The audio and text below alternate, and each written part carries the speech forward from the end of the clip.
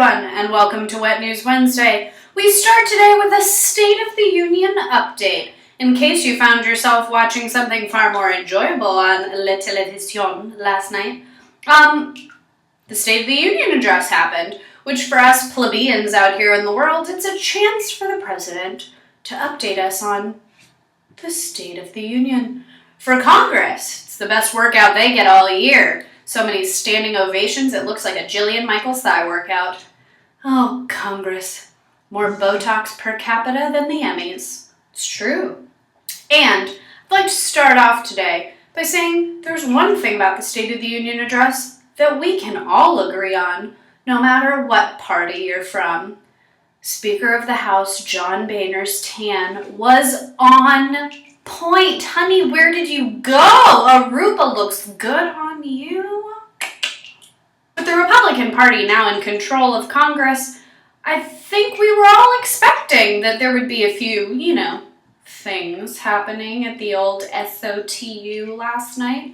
Notably was, anytime the Republican Party didn't agree with anything, there was no standing and absolutely no clapping. I'd like to bring out a wheel right now, but I don't really have props, but you could pretty much see where the party stood based on the degree of Boehner's applause.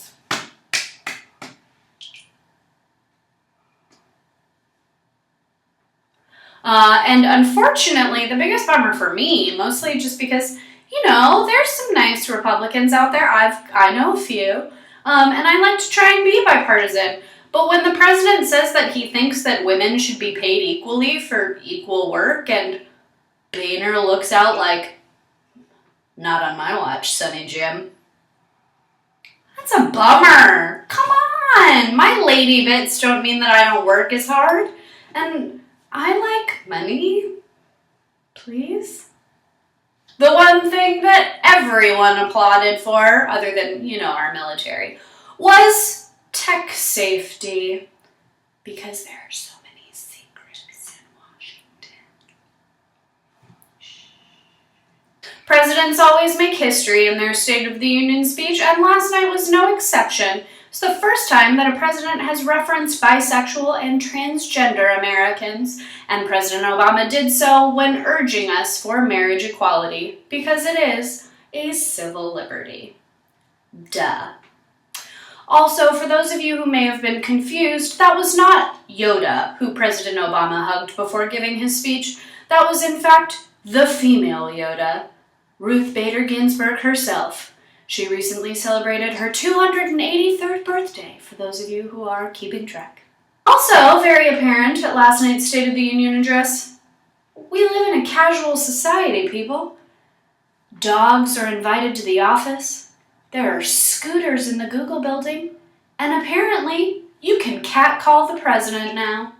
But, Obama's kind of a bamf, so when he got catcalled over not having any more campaigns to run, he was like, yeah, I remember because I won both of them.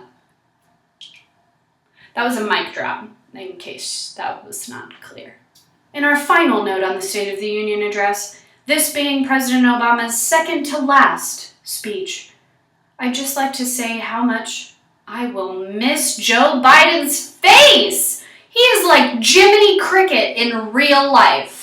That you look at that man's face and you know if you did a good job worthy of ice cream with sprinkles, because it is written all over that face. Oh, Joe, you are adorable. Moving on to the rest of the news from around the globe. Cancel your travel plans. Vacay is off. Yemen has been overthrown. I'm not really sure by who, but it's not a good thing. Basically, this is really good for Al-Qaeda, which means it's, not so much so great for the rest of the world. We're really hoping and praying that all of the Americans still in Yemen, not Yema, don't know where that is. All of the Americans still in Yemen get out safely. And Al-Qaeda, you suck. Deflated balls are not just a bummer in your personal life, they're also a bummer for the National Football League. According to the NFL, slightly cushy balls were used in last week's New England Patriots game, and the team may be facing some punishment. Apparently, you need some good firm balls. Yes, football. Hoorah! ISIS has now threatened the United States, Australia, France, and Canada. What the? Canada? What did they ever do to you? Do you not like donuts? Next, for you hipsters out there who enjoy foraging for your own food, in case you're doing so in Nigeria this week, you're not really going to find so many artisanal mushrooms, so much as you unfortunately might find a lot of dead bodies. Another militant group, Boko Haram, which I'm sorry does not sound scary. It sounds like some sort of fun cuisine or fun playground game with a spinning ball or something. But anyway, Boko Haram, yes, the people who kidnapped all those little girls who are still missing, massacred 2,000 people in Nigeria this week, and nobody can go in and get the bodies because the bad guys are just chilling. Like they do.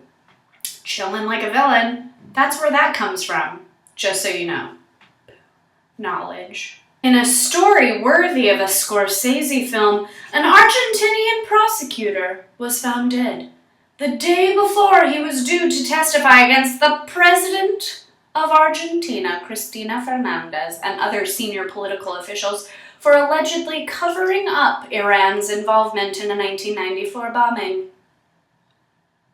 Intrigue? He sleeps with the fishes. Fox News is doing it like they do, ladies and gentlemen. Doing it like they do. And like they do is getting them sued. By whom, you might ask? The city of Paris. That's right, the City of Light is suing Fox News. Why? In 2 words, irresponsible journalism. In a greater number of words, basically Fox News said that there were no-go zones in Paris where Islamic law ruled and that Parisian officials had no power, and Paris was like, what are you talking about? What? Thanks everybody for watching this week's What News Wednesday. This week brought to you by the cutest beer cup you've ever seen in your damn life. Please subscribe to our YouTube channel, watch all of our videos, and, have a great day. And remember, if you can't make good decisions, make safe